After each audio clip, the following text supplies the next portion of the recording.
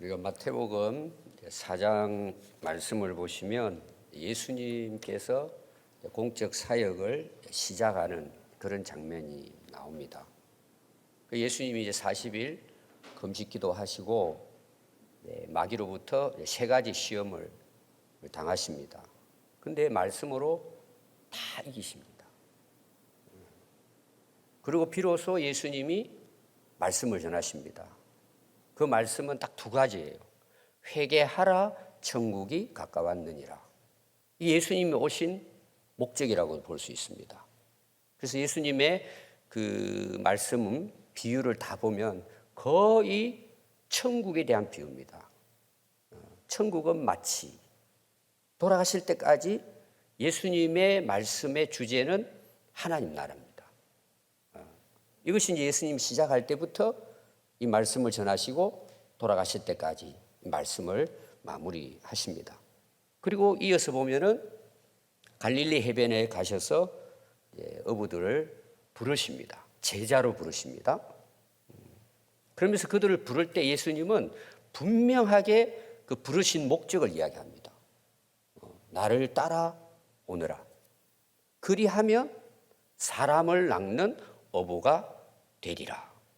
제자들을 부르실 때는 왜 예수님이 그들을 부르시는지 분명한 목적을 말씀을 하셨습니다. 근데 우리가 예수님의 제자로 부름받을 때 이들이 뭐 배, 그물, 부모도 버리고 따라요. 근데 실제로 예수님을 따라가는 그들의 삶을 보면 전혀 그런 모습이 아닙니다. 그게 이제 복음서 보면은 계속해서 이제 나오고 있습니다. 특별히 누가복음 9장 33절부터 35절에 보면 예수님이 안 계실 때 제자들이 하는 게 뭐냐? 서로 크다고 다툽니다. 쟁론을 합니다. 오늘 우리로 말하면 이제 자리 다툼이죠. 누가 크냐? 누가 높냐? 이게 자기들끼리 이제 토론을 한다고 나오는데 사실은 싸운 것입니다.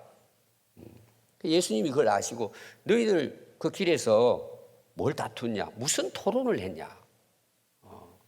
그래서 예수님이 하신 말씀이 첫째가 되고자 하면 무사람의 끝이 되고 무사람을 섬기는 자가 되리라. 아마 우리 목회자들이 성도들에게 설교할 때 섬겨야 된다. 이 설교를 굉장히 많이 합니다. 제가 개척할 때도 저희 교회에 이제 정신 해가지고 세 가지를 이야기를 했습니다. 우리 교패에다가 그 기록을 했어요. 첫 번째가 정직, 두 번째가 겸손, 세 번째가 섬김이에요. 우리가 또 성도들에게 이 설교를 참 많이 합니다. 또 이제 저희 교회에서는 제가 개척할 때부터 제자 훈련을 시작을 했습니다. 그럼 그 제자의 삶이 뭘까? 사실은 예수님을 따르는 삶이고 또 예수님이 우리에게 보여준 섬김의 삶을 우리가 실천하는 거죠. 근데 제자들이 실제로 예수님을 따라 살아가는 거 보면 누가 높냐는 거예요. 그걸 가지고 싸우는 거예요, 계속해서. 특별히 이제 마가복음 10장 이제 35절을 보면 야고보와 요한이 예수님을 찾아옵니다. 그러면서 예수님이 왕좌에 오를 때, 주님이 영광을 받으실 때 좌우편에 우리를 앉게 해주십시오. 미리 와서 이제 자리를 달라는 거죠. 그 어머니도 찾아와서 다른 복음서 보면은 우리 두 아들을 좌우편에 앉게 해주십시오. 문제는 뭐냐 하면은 이 이야기를 들었던 다른 제자들이 싸웁니다. 혼을 내는 거죠. 특히 베드로 같은 경우에는 더 이제 그랬다고 볼 수가 있습니다. 그래서 예수님께서 이렇게 말씀하십니다. 이방인의 집권자들이 그들을 임의로 주관하고 그 고관들이 그들에게 권세를 부린다.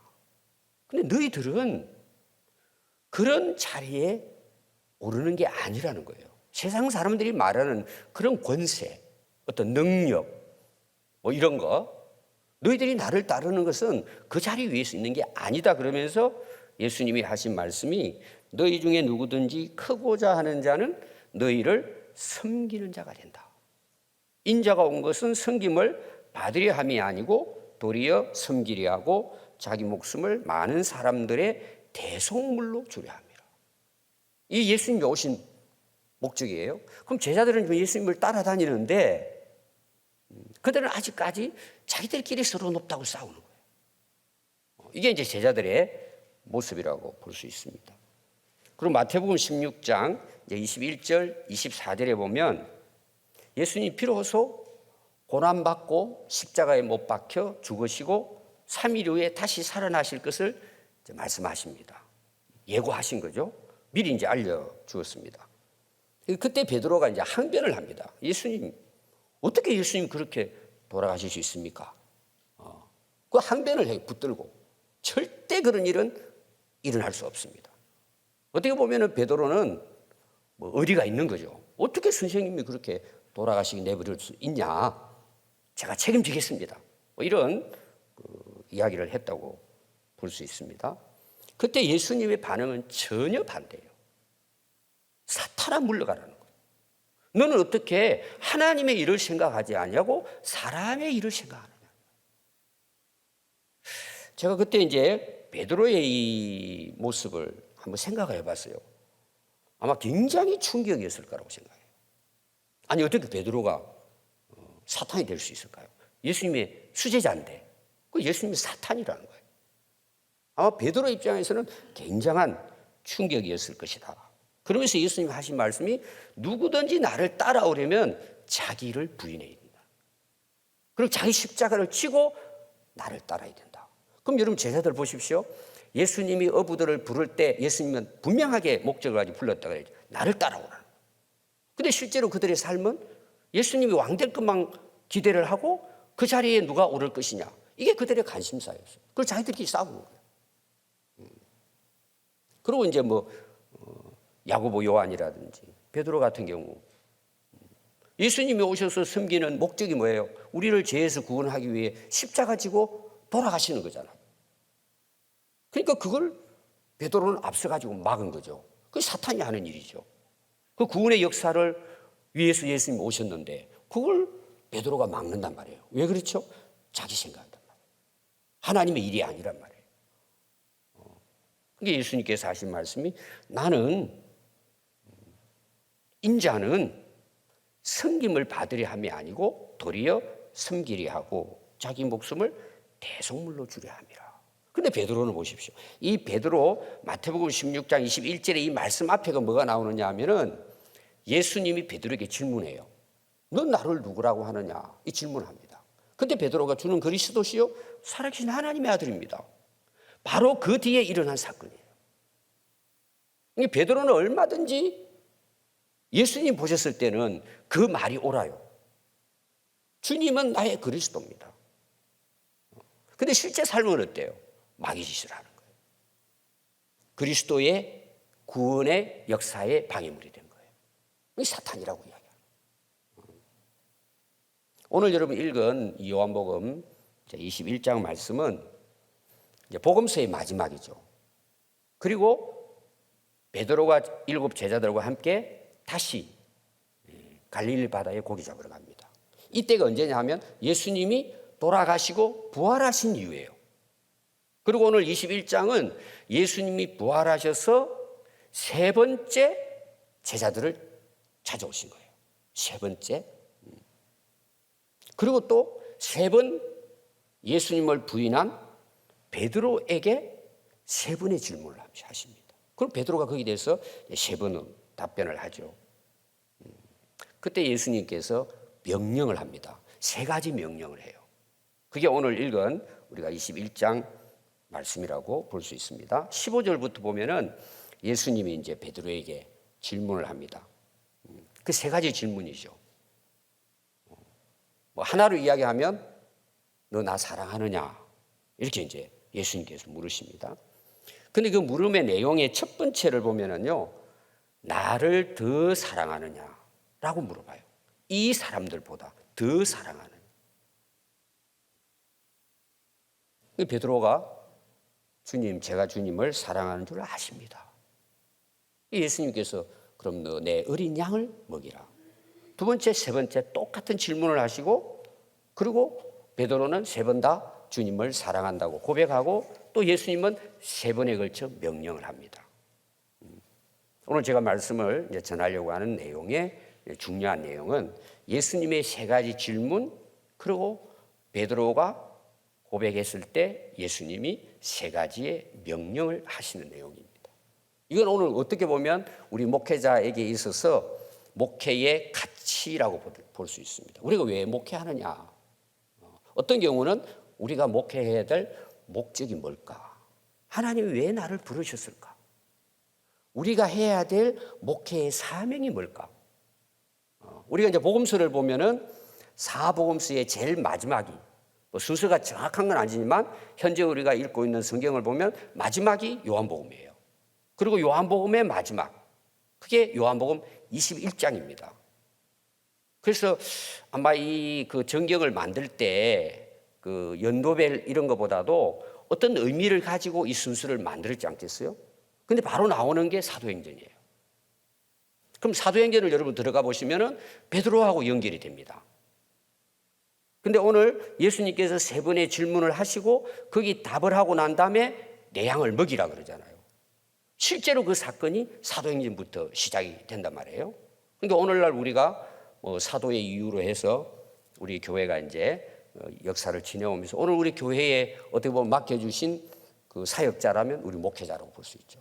오늘 우리가 목회하는 데 있어서 가장 아마 중요하게 생각해야 될 어떻게 보면 목회관, 여기 대해서 예수님께서 말씀하고 계신다. 이렇게 볼 수가 있습니다. 그래서 제가 정리를 하면 3가지로 말씀을 드리려고 합니다. 첫 번째가 뭐냐 그러면은 예수님의 질문이에요. 너희는 나를 사랑하냐? 베드로에게 너는 이 사람들보다 더 나를 사랑하느냐? 3번을 반복해서 물어봐요. 되게 이제 일반적으로 우리가 성경을 해석할 때 계속 반복된다는 것은 그만큼 중요하다는 것을 강조하는 강조형이에요. 이게 베드로에게 정말 필요한 게 뭘까? 예수님 사랑하는 거예요. 3번에 거쳐서 질문을 하셨습니다. 우리가 목회가 뭘까? 예수님을 사랑하는 거죠. 진짜 우리 목회자가 가져야 할, 정말 우리들이 어떤 동기와 목적과 어떤 정신을 가지고 목회해야 되느냐? 우리 예수님 사랑하는 그 사랑을 하는 거죠. 왜냐하면 예수님은 나를 위해서, 우리가 비록 목회자지만 우리 모두를 위해서, 나를 위해 십자가 돌아가셨어요. 십자가의 사랑으로 우리를 구원해 주셨어요. 그리고 이 복음을 위해서 살아가도록 우리를 부르셨어요. 우리가 교회 안에서 목회할 때 예수님을, 하나님을 사랑하는 마음이 있다면 이런 목회가 얼마나 참 험난합니까? 누가 알아주는 것도 아니고 지금 갈수록 더 힘든 시대라고 볼 수 있습니다. 그러나 그 목회의 가치는 어디 있을까요? 내가 주님을 사랑하기 때문이에요. 예수님을 사랑하기 때문에 하는 거예요. 이게 우리의 정신이 되고 우리의 가치가 된다면 저는 갈수록 목회는 더 어려워질 거라고 생각해요. 그래도 우리가 끝까지 사명을 잘 감당할 수 있을 것이라고 믿습니다. 진정한 목회는 사랑이라고 봐요. 주님을 사랑하고 그 사랑하기 때문에 뭐예요? 또 성도들도 사랑을 주게 해요. 제가 이제 새벽기도 얼마 전부터 이제 고린도 전서를 합니다. 고린도 교회에 대한 내용이죠. 근데 이제 12장부터 14장이 이제 은사장입니다. 근데 12장에 보면은 8가지 은사가 나오고 14장에 좀 자세하게 은사에 대한 내용이 나와요. 근데 이제 12장 마지막에 보면은 더 큰 은사를 사모하라. 그리고 나오는 게 13장이에요. 그래서 13장 1절부터 보면은 바울이 고린도 교회의 성도들이 강조하는 게 딱 하나를 이야기하라면 사랑이에요. 천사의 말을 하고 온갖 방언을 말해도 사랑이 없으면 소리나는 굴이에요. 꽹과리예요. 시끄럽다는 거죠. 또 내가 예언하는 능력이 있고 모든 비밀, 모든 지식을 알고 산을 옮길 만한 능력 있는 믿음이 있다 할지라도 사랑이 없으면 그건 아무것도 아니라는 거예요. 어떻게 보면 다 필요 없다는 내용이에요. 또 3절에 보면 내가 내게 있는 모든 것으로 구제하고 내 몸을 불사르게 내줄지라도 사랑이 없으면 내게 아무 유익이 없다. 이거는 순교적인 어떤 신앙이라고 볼 수 있습니다. 내가 정말 주님을 복음을 전하면서 목숨까지 내놓고 복음을 전했는데 주님 사랑하는 마음이 없다면 그거는 네 고생이라는 거예요. 그러니까 고생하다 그냥 가는 거예요. 아무런 너에게 유익이 없다는 것입니다. 이거 오늘 우리로 말하는 목회자에게 뭘까요? 내가 주님을 사랑하는 동기가 되지 않으면 뭐 우리가 일반적으로 뭐 목회 성공 그러잖아요. 뭐 유명세를 타고. 그럼 그게 성공일까요? 내가 주님을 사랑하는 마음으로 하지 않았다면 그건 전부 다 무용지물이에요. 자기 위세를 위해 하는 거죠. 그럼 절대 주님 보셨을 때 그것은 옳지 않다는 거예요. 그래서 주님이 오늘 우리들에게 요구하시는 건 뭘까요? 너 나 사랑하느냐는 거예요. 우리는 항상 주님 앞에 있을 때 이 질문 앞에 우리가 진정한 마음으로 고백할 수 있어야 된다고 봐요. 예, 제가 주님 사랑합니다. 주님 사랑하는 것 때문에 제가 이거 하고 있습니다. 그거 없다면 무슨 직장이나 가지지. 뭐 하겠습니까, 이거. 두 번째는 뭐냐 하면요. 예수님께서 그가 베드로가 사랑한다고 3번이나 동일하게 답을 하니까 명령을 해요. 이 명령형으로 되어 있습니다. 내 어린 양을 먹이라요. 내 양을 치라예요. 내 양을 먹이라 3번에 걸쳐서 말씀을 하십니다. 여기에 중요한 또 내용을 저는 3가지로 봤어요. 첫 번째가 뭐냐? 여러분 성도들은 내 양이 아니잖아요. 예수님의 양이라는 거예요. 교회에 있는 모든 성도들은 단 한 사람도 내 양이 없어요.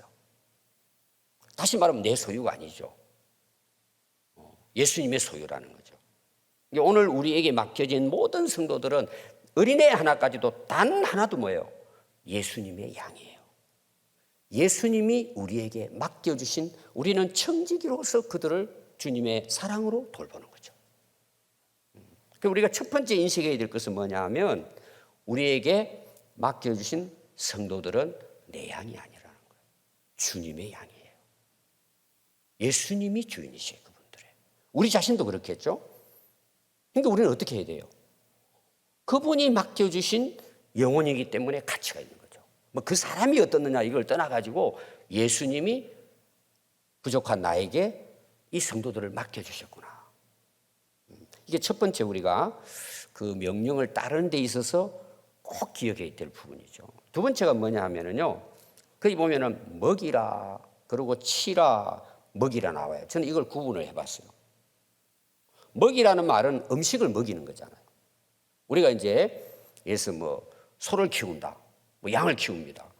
그러면 주인이 해야 될 게 뭐예요? 푸른 꼴을 먹이자는 거잖아요.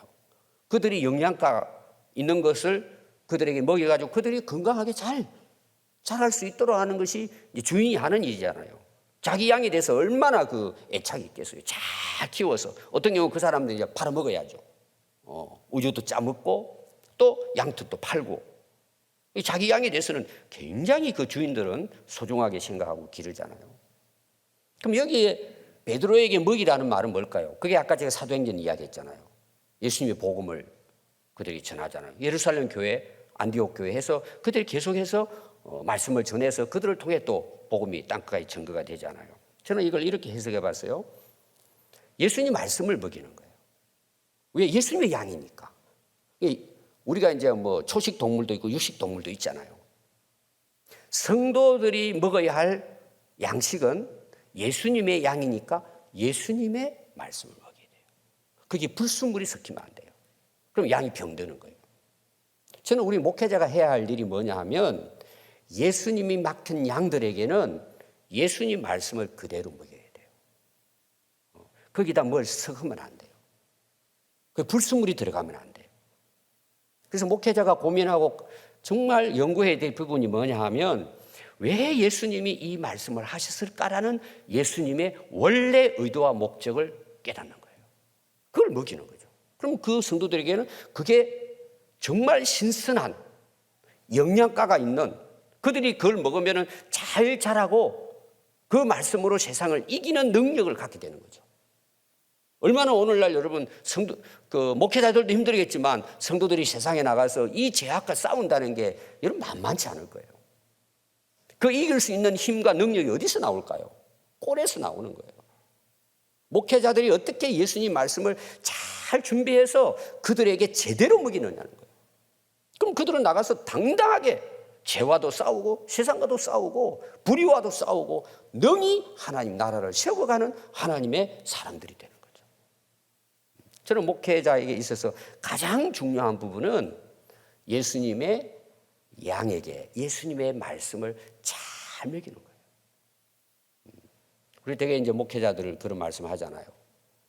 목회는 목회다 그런 이제 표현을 쓰잖아요. 잘 먹어야죠. 건강해야죠. 근데 사실은 목회가 아니고 성도들을 먹이는 것이 목회예요. 잘 먹이는 거. 주님이 명령이잖아요. 강조했다 그래요. 3번을 먹이라는.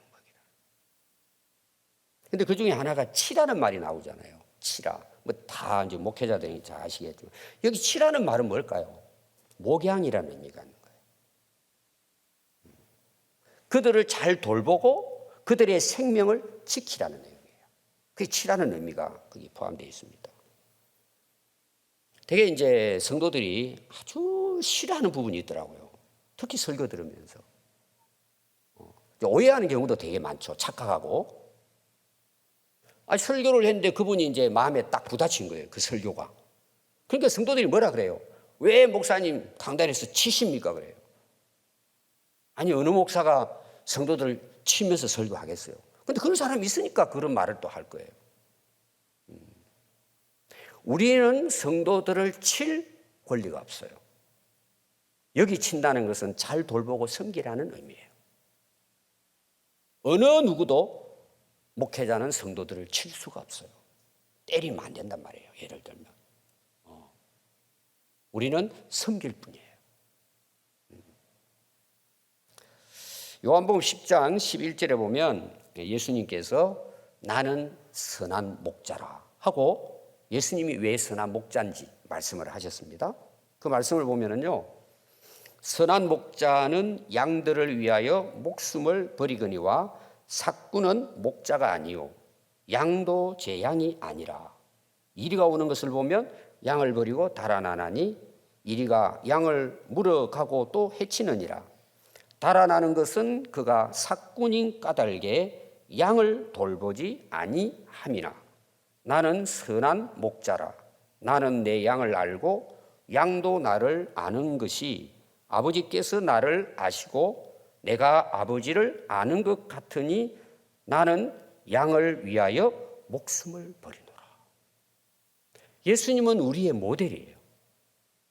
우리는 예수님을 본받아야 돼요. 너무나 잘 알고 있는데요. 예수님은 선한 목자시라는 거죠. 그럼 우리도 예수님의 그 선한 목자의 본을 받고 목회해야죠. 다시 말하면은 선한 목자는 뭐예요? 양을 위해 존재하는 거예요. 그러니까 예수님은 자기의 생명까지 내놓고 우리를 살려주셨다는 거죠. 제가 이제 목사 안수 받을 때 그때 이제 설교한 목사님이 하신 그 구절을 한 번씩 기억이 나서 제가 읽어봅니다. 그때 그 목사 안수 받을 때 그 말씀의 본문이 어디 있었냐면은 베드로전서 5장이었어요. 제가 1절부터 4절을 읽어드리겠습니다. 너희 중 장로들에게 권하노니 나는 함께 장로된 자요. 이 베드로예요. 베드로전서니까. 그리스도의 고난의 증인이요 나타날 영광에 참여할 자니라. 너희 중에 있는 하나님의 양무리를 치되, 하나님의 양이죠, 억지로 하지 말라는 거예요. 하나님의 뜻을 따라 자원함으로 하며 더러운 이득을 위하여 하지 말고 기꺼이 하며. 우리가 청직이잖아요. 맡겨줬잖아요. 그래서 맡은 자들에게 주장하는 자세를 하지 말고 양무리의 본이 되라. 저는 우리 한국교회가 지금도 가능성이 있다고 봐요. 얼마든지 저는 희망이 있다고 봐요. 그게 어디서부터 시작이 돼야 될까? 저는 우리 목회자로부터라고 생각해요. 여기 장로라는 것은 오늘 목회자에게 해당된다고 볼 수 있습니다. 우리가 예수님을 선한 목자의 하나의 모델로 삼고 우리에게 맡겨진 양들을 주님이 사랑하는 마음으로 사랑하고 양들이 봤을 때에 본이 된다면 그럼 그거는 정말 상 받을 만한 일이죠. 그래서 양무리의 본이 되라는 것입니다. 그리하면 목자장이 나타나실 때, 예수님 재림하실 때예요. 우리가 주님 앞에 서게 되잖아요. 막힌 자들에게 회개할 날이 오잖아요. 그때 시들지 아니하는 영광의 관을 얻으리라. 제가 이제 앞에 시작할 때 목회의 가치, 그것은 여러 가지 과정이 있지만 결론이 뭘까요? 주님 나타났을 때에 시들지 아니하는 영광의 면류관을 얻는다는 거죠. 그리고 목회하면서 여러 가지 여러분 사연들이 참 목회자 많으실 거예요. 그러나 우리가 그 목회가 가치 있는 가장 중요한 이유가 뭘까요? 우리가 주님 앞에 섰을 때에 너 참 잘했다. 착하고 충성된 종아. 내 즐거움에 참여해라. 하늘나라 가서 상 받는 거예요. 그러니까 우리 목회자가 힘들고 어려워도 뭐예요? 주님 사랑하는 마음으로 끝까지 견디고 주님을 본받고 우리가 목회하게 되면 하나님 앞에 섰을 때 영광의 면류관을 얻는 거죠. 그래서 오늘 제가 말씀을 전하는 하나의 목회자로서 제가 목표가 있다면 우리 다 선하신 목자장 되신 예수님을 본받고 우리에게 명령하신 대로 주님 사랑하는 마음으로 양들을 잘 돌보고 목양할 때에 주님 결국 오셔서 시들지 아니하는 영광의 면류관을 받게 된다는 거죠. 우리가 실망할 것도 없어요. 차질할 것도 없어요. 그냥 막혀진 대로 끝까지 우리가 나아가면 반드시 주님 앞에 섰을 때 상 받는 인생이니까 그 얼마나 가치 있는 일이에요. 마지막 결론으로는 너는 나를 따르라는 내용이에요. 그 여러분 내용은 뒷부분에 여러분 잘 아실 것입니다. 베드로가 괜히 이제 예수님 이렇게 하고 마지막이 좀 이상해요. 예수님 사랑하는 요한은 어떻게 됩니까? 이런 질문을 해요. 엉뚱한 질문을 하는 거예요, 사실은. 예수님 딱 한마디 이야기했어요. 너는 요한 신경 쓰지 말고 나 따르라는 거예요. 우리가 모든 것이 저는 다 될 수 있는 가장 중요한 또 요인이 있다면 우리 주님 따르면 되는 거예요. 사실 우리에게 있어서 문제가 뭘까요? 자꾸 우리가 이상한 쪽으로 따라가잖아요. 우리 앞서가시는 목자장 되시는 예수님을 따라가면은 아마 지난 제가 우리 그 교회 모였을 때 이 부분을 좀 말씀을 했을 것입니다. 막힌 자에 대한 것하고 주님을 따르는 것에 대해서. 저는 목회해 보니까요. 앞에 이제 양무리의 본이 되라고도 이야기했잖아요. 우리가 주님의 제자가 되지 못하면 다른 사람을 제자로 세울 수가 없어요. 저는 뭐 부족하지만 신학교 때부터 저는 소그룹 제자 훈련에 대한 마음을 하나님 주셨어요. 지금까지 하고 있습니다. 저는 개척한 목적도 제자 훈련과 선교가 제 두 트랙입니다. 지금까지 지내왔는데 부족하죠 많이. 그러나 주님 따르려고 늘 싸우죠. 다른 거 보지 말고 기웃거리지 말고 앞서가신 주님 바라보는 거죠. 주님을 따라가는 거죠. 그래서 예수님께서 이제 베드로 앞에 그런 그 부족한 부분 많이 있었잖아요. 그때 이제 예수님이 하잖아요. 너희들 자기를 부인하고 자기 십자가 지고 나를 따르라 그랬잖아요. 오늘 말씀 보면은 세상 그런 거 너무 상관하지 말고 내게 맡겨진 이 사명을 위해서 주님 바라보고 변함없이 따라오라는 거죠. 제자들에게 부를 때 목적이 뭐예요? 나를 따라오라는 거잖아요. 결국은 베드로가 사도행전 가가지고 성령 충만 받고 예수님 따르고 순교까지 하잖아요. 그래서 큰 역사가 일어나게 되죠. 여러분 잘 아는 바울 한번 보십시오. 예수님 핍박하는 앞잡이였습니다. 예수님 만났잖아요. 예수님을 따르고 그도 순교합니다. 그래서 우리가 잘 아는 오늘 이제 찬양 가사도 우리 김진영 집사님 부르셨는데 빌립보서 3장 14절에 보면 표대를 향하여 그리스도 예수 안에서 하나님이 위에서 부르신 부름의 상을 위하여 달려가노라. 오늘 우리 이 시대에 목회하는 여러분 얼마나 힘들고 어렵습니까? 쉽지 않죠. 그러나 우리는 표대를 잊지 말자는 거죠. 앞서가신 주님 바라보고 주님 안에서 우리에게 맡겨진 이 사역, 이 모양지, 이 사명을 끝까지 붙들고 하늘의 부름의 상을 위하여 힘차게 달려갈 수 있기를 바랍니다. 기도하겠습니다.